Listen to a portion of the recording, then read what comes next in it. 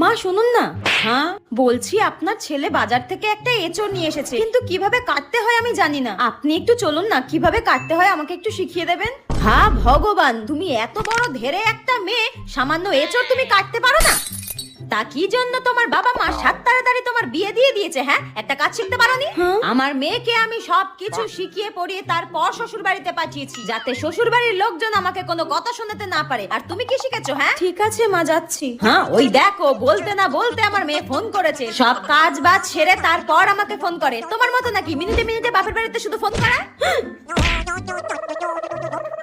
হ্যাঁ মা বল, কেমন আছিস? মা শাশুড়ি শুক্তো রান্না খেতে চেয়েছে, কিভাবে করব বলে দাও। শুক্তো কিভাবে করবি বলে দেব? ঠিক আছে তুই এখন রাখ, আমি তোকে পরে বলে দিচ্ছি।